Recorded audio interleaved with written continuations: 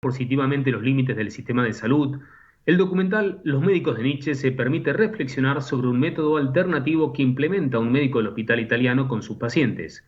Jorge Leandro Colás es el responsable de este documental. Jorge, muy buenas tardes, bienvenido al espectáculo y yo, Horacio y Marcelo te saludan. ¿Cómo estás? ¿Qué tal? Buenas tardes, ¿cómo están? Jorge, Muy un bien, gusto ¿cómo estás vos? saludarte. ¿Bien? Bien, todo bien, el gusto es mío.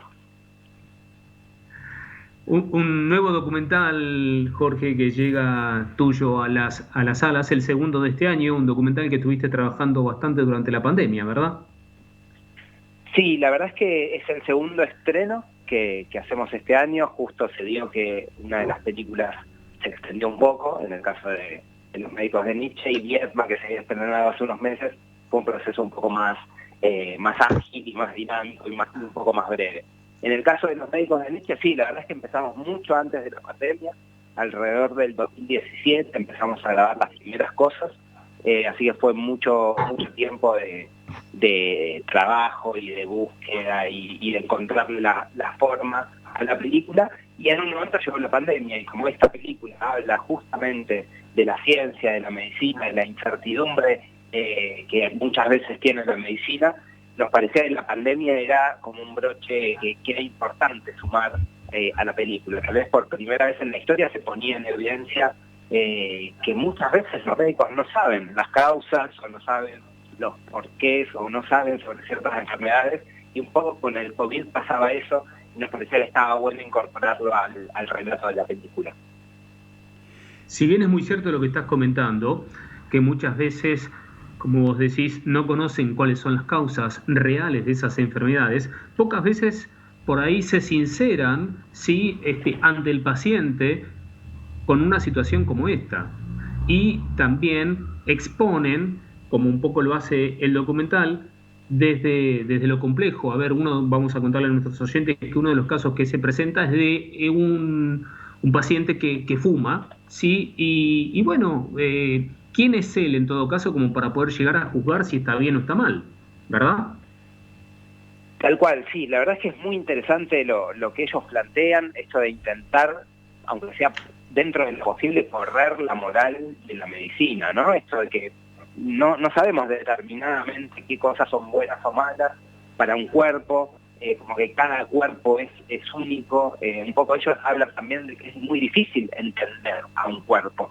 Y la verdad es que ellos generan, a partir de este espacio de cierta incertidumbre, valga la redundancia, una relación mucho más horizontal a la que estamos acostumbrados. La medicina general suele ser bastante conservadora, ¿no? Esto es bueno, esto es malo, esto es así, tenés esto, te doy esto, el protocolo, la estadística, y ellos se corren un poco de eso y generan dentro del consultorio médico un espacio de discusión mucho más horizontal al que por ahí podemos escuchar en otros consultorios o en otro estilo de médicos.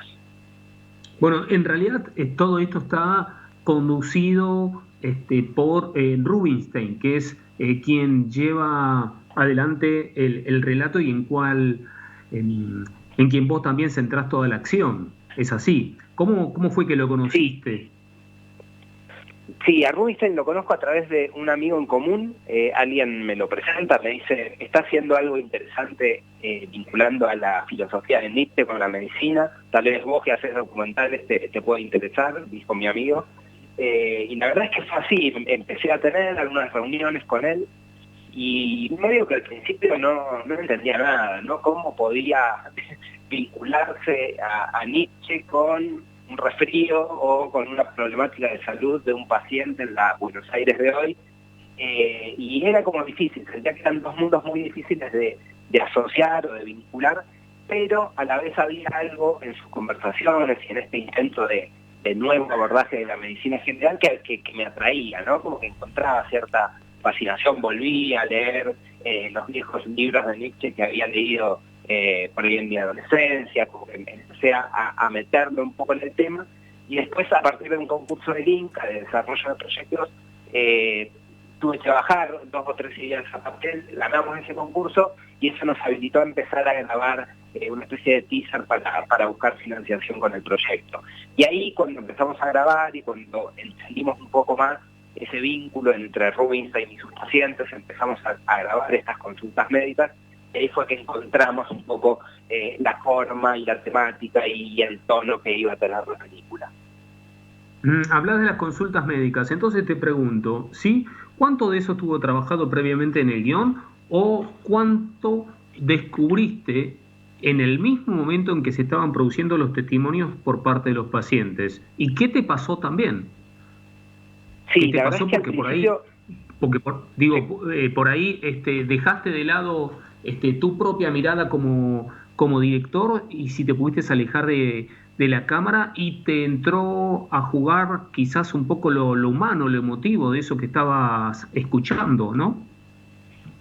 Sí, tal cual. Al principio era un desafío esto de grabar consultas médicas, teníamos que encontrarle la vuelta hasta legalmente, ¿no? Porque es el secreto profesional, entonces entre todos teníamos que consensuar que estas consultas iban a estar grabadas y que eran casi por fuera de la dinámica del hospital. Entonces hubo que buscar una vuelta legal y más que nada ética y de consenso y de charlarlo tanto con los médicos como con los pacientes. Al principio las situaciones eran mucho más de discusión, mucho más habladas, pero la verdad es que nos juntábamos una vez por mes, los pacientes venían con algún problema de salud y se dio casi naturalmente que Rubinstein empezaba a accionar sobre ellos, a atenderlos, a examinarlos, y eso le dio como otra capa a la película que al principio por ahí no encontraba. Y después sí, en todo este tiempo fueron cerca de 3 años de rodaje, con distintas instancias y distintas etapas en el tiempo. Todos nosotros somos pacientes, hemos sido pacientes alguna vez, entonces como que todo lo que fui viviendo en ese tiempo me atravesaba, más allá de mi rol en ese momento de realizador. La verdad que esta cuestión de la incertidumbre y que un médico pueda sincerarse y decirte la verdad, no sé qué es esto, no sé cuál es la mejor solución, y ese trato más horizontal con sus pacientes es algo que me llevo como para siempre, me parece, ¿no? Cada vez que he ido al médico después de todo este proceso de grabación, de rodaje y ahora de exhibición de la película, me voy un poco con eso, ¿no? Como que no voy a un médico a que me diga exactamente tenés esto y tenés que tomar esto, sino tener otro tipo de vínculo un poco más abierto, más horizontal y poder tomar también uno mismo decisiones sobre su cuerpo, sobre un proceso de salud. Jorge, me parece interesantísima tu película y me interesa mucho que les informes a los oyentes de Radio Sónica que nos están oyendo a lo largo y a lo ancho de todo el país, dónde se puede ver este maravilloso film.